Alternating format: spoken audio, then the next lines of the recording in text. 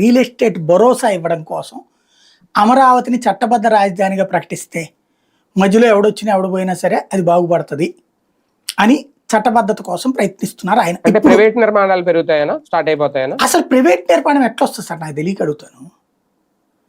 ఇప్పుడు 1,000 ఎకరాలు ప్రభుత్వం చేతిలో ఉంటాయి. అప్పుడు ప్రైవేట్ నిర్మాణం నేను ఎలా కట్టాలి? 1,00,000 ఎకరాల్లోనే కదా వీళ్ళకి రిటర్నబుల్ ఫ్లాట్లు ఇచ్చేది. అప్పుడు అవి ఎన్ని ప్రైవేట్లు వస్తాయి? అవి వీళ్ళు ఇచ్చుకుంటారు కదా ప్రైవేట్ రియల్ ఎస్టేట్. అప్పుడు ఎంత రేట్ అవుతాయి? అప్పుడు ఎంత రేట్ అవుతాయి? లాజికల్ గా చెప్పండి. 20 కోట్లకి అమ్మితే మరి అదే రేట్ పలుకుతుంది. మరి అప్పుడు ఆ రేంజ్ లో వాళ్ళు బిల్డింగ్ కడతారు. అప్పుడు అక్కడ ఎవరు నివాసం ఉండగలుగుతారు? మామూలు వాళ్ళు అయితే ఉండలేరు. మరి అలా లేకపోతే ఇప్పుడు అక్కడ పనిచేసే వాళ్ళందరి పరిస్థితి ఏంటి? ఇప్పుడు అక్కడ పనులు చేయడానికి మనుషులు కావాలి కదా, వాళ్ళందరి జీవితం ఏంటి? ఇప్పుడు అక్కడ మీరే చెప్తున్నారు ఒక 25-30 లక్షల జనాభా వచ్చేస్తారనేసి.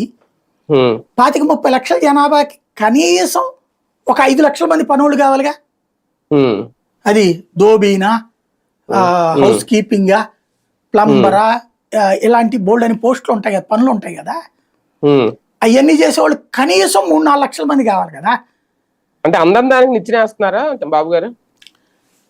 ఇప్పుడు ఏంటంటే ఒక సెంటిమెంట్ ని బేస్ చేసుకుని ఆ సెంటిమెంట్ ని ఇంకా ఇంకా ఇంకా ఇంకా ఇంకా విచ్చలవిడిగా వ్యాప్తి చేస్తున్నారు కానీ ప్రాక్టికల్ థింకింగ్ చేయట్లా.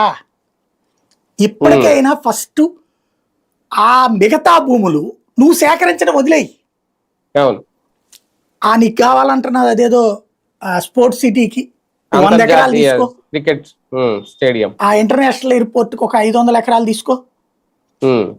కాకుండా అలా అదొక 5,000 ఎకరాలు, ఇదొక 5,000 ఎకరాలు అంటే 10,000 ఎకరాలు అయిపోతుంది. మిగతా గెలుపు ఇంకో 50,000 ఎకరాలు అంటున్నారు. అంత తీసుకుంటే వాటన్నిటికీ వాళ్ళందరికీ మళ్ళీ ఇదివరకు ఇచ్చినట్టు డబ్బులు కావాలట. 10 ఏళ్ల పాటు ఇప్పుడు 15 ఏళ్ళు ఇస్తున్నారు కదా కౌలు, ఆ డబ్బులు కావాలట. ప్లస్ అంటే అది ప్రభుత్వం మీద భారమే కదా. రెండవది అక్కడ కన్స్ట్రక్షన్కి అయ్యేటటువంటి కాస్ట్ ఎంత అవుతుంది? అదేదో ప్రైవేట్ వాళ్ళకి అప్పచెప్తే, ప్రైవేట్ ఇప్పుడు ఫర్ ఎగ్జాంపుల్ జిఎంఆర్ వాళ్ళకి అక్కడ ఇచ్చారండి విజయనగరం జిల్లాలో. రేపు ఇక్కడ మళ్ళీ ఓ ప్రైవేట్ వాడికేగా ఇచ్చేది ఆ భూమి, స్టేడియం ఓ ప్రైవేట్ వాడికేగా ఇచ్చేది, క్రికెట్ అసోసియేషన్ వాళ్ళకి ఇస్తారు. మనం వాళ్ళ నుంచి మనకి ఏమన్నా వస్తుందా? ఆ జిఎస్టీ డబ్బులు అయ్యో వస్తాయి అంతే.